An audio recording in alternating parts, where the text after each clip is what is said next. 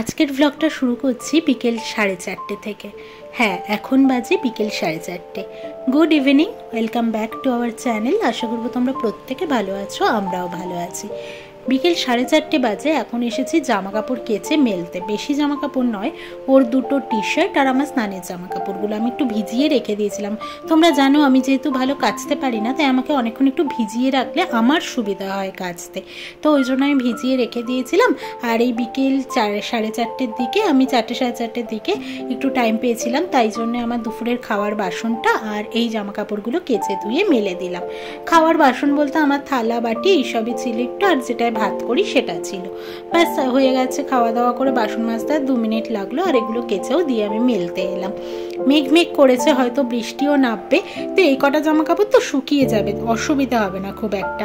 আপাতত এখানটাতে মেললাম, কারণ জলগুলো যে ঝরবে সেগুলো এখানটাতে ঝরলে আমার সুবিধা হয়। না হলে না এই ব্যালকানিটাতে পড়ে থাকলে কখন জল টল দিতে আসবো গাছে, স্লিপ কেটে পড়ে গেলে আরেক বিপদ হবে। তাই জন্য এখানটায় দিলাম। বৃষ্টি যদি আসে তখন আমি তুলে নিয়ে তারটায় মেলে দেবো ব্যালকানিতে।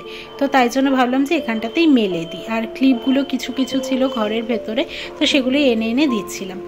যাই হোক, আজকে না কাজের পরে অনেক গল্প করেছি দিদি, ভাই, জেঠি, কাকি সবার সাথে। মানে আজকে আম্মাকে ফোন করেছিলাম, মামুনিকে ফোন করে, এমনিতেও সকালে মামুনি, পাপা, মা বাবা এদের সাথে কথা হয়, সেটা আমি বাদই দিলাম। কিন্তু যাদের সাথে আমার রেগুলার কথা হয় না, আম্মার সাথেও রেগুলার কথা হয়, যাদের সাথে কথা হয় না, আজকে সন্ধ্যেটা থেকে পুরোই মানে আমি না ঠিক করেই ছিলাম। মাও বলছিল যে জেঠি কাকিরা খোঁজ নেয়। আমার জেঠি কাকিরা না, মানে আমার 2 জেঠি 1 কাকি এখনও বাংলাদেশে থাকে, আর 2 কাকি ধূপগুড়ির বাড়িতে থাকে। তো তাই জন্যে সবসময় যে ফোনে কথা হয় এমনটা নয়, কারণ বাংলাদেশে কল করতে গেলে হোয়াটসঅ্যাপ আমারও অন থাকতে হবে, তাদেরও অন থাকতে হবে, এই বিষয়গুলো থাকেই। তো তাই জন্য রোজ রেগুলার কথা হয় বা এরকম কিছু হয় না। আর দেখো মেঘ করেছে, আর যখন মেঘ করেছে এখন বাজে 5:30, তাই একটু আমি দুধ চা নিলাম। জানি না কেন বৃষ্টি হলে না এখন একটু বেশ চা খেতে আদা দিয়ে বেশ ভালোই লাগছে, তাই জন্য করে নিয়েছিলাম। আর এইখানটাতে দেখো কি যানজট লেগেছে, বাপরে বাপ। এই যে জল দিতে এসছে এই গাড়িটা, আসলে রাস্তার পাশে বাড়ি থাকলে যা প্রবলেম হয় আর কি। এই যে দেখো এই গাড়িটা জল দিতে যেহেতু এসছে, বাদ বাকি সবাই জ্যামে আটকে গেছে। যদিও এটা আমাদের মেন রোড নয়, মেইন রোড হচ্ছে ওই যে দোকানটা দেখতে পাচ্ছ, ওখানটা হচ্ছে মেইন রোড। আর কান্তি সুইটসের ওই দিকটা হচ্ছে আর একটা মেইন রোড, মানে ওটা বেগুর রোড, আর এইটা হচ্ছে বামনহালি রোড আর কি। কদিচি কানালি ক্রস থেকে বেরিয়ে এসে বামনহালি হয়ে গিয়ে সবাই মেইন রোডে ওঠে আর কি, হাই রোডে ওঠে। তো বেগুর আর বামনহালি একটা রোডে গিয়ে কানেক্ট হচ্ছে সেটা।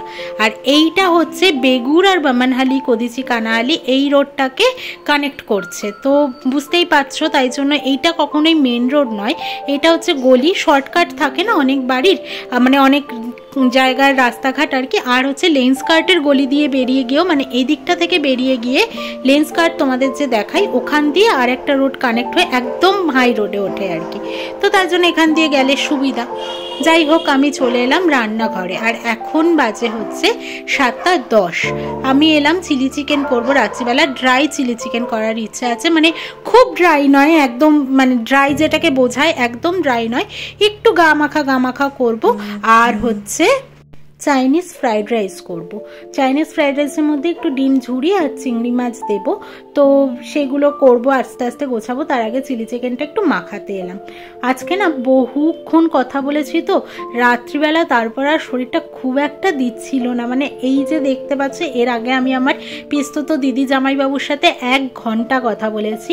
কিছু প্ল্যানিং প্রোগ্রাম চলছিল, মানে এমন কিছু নয় যে ঘুরতে যাওয়ার বা কিছু।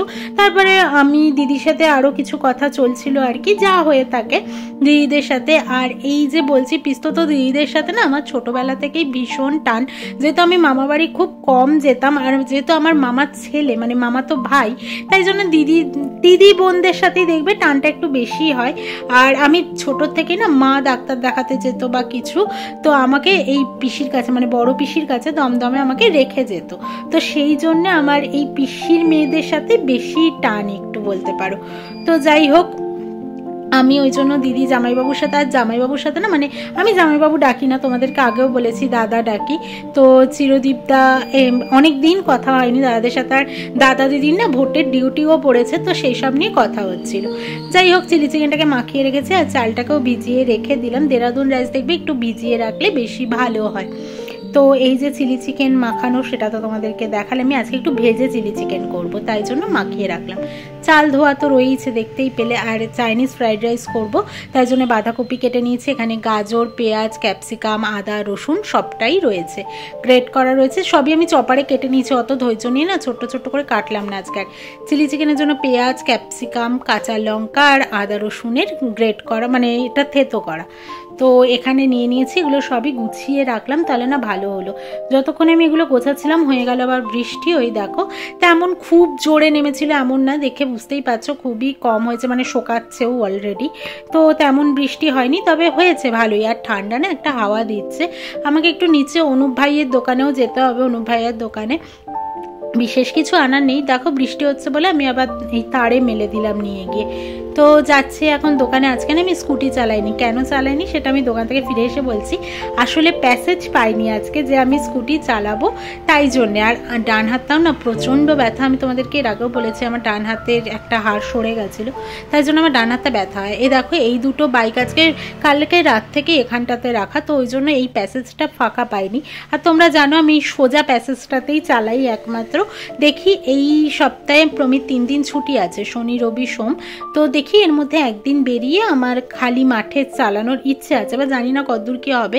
সত্যি কথা বলতে আমরা একটা উইকেও রেস্ট পাইনি শনি রোববার, তো এই সপ্তাহে একটা দিন পুরো বাড়িতে থেকে রেস্ট নেওয়ার ইচ্ছে আছে। একটা দিন কেন, পারলে 2 দিনই রেস্ট নেওয়ার ইচ্ছে আছে, কিন্তু শুরুটাই আমরা রেস্ট দিয়ে করতে চাইছি না। যদি রেস্ট একবার নিতে বসে পড়ি না, তাহলে মনে হবে না থাক আজকে এই সপ্তাহে আর করবো না বা কিছু, তো ওই জন্যে আর রেস্ট নেব না শনিবারটা।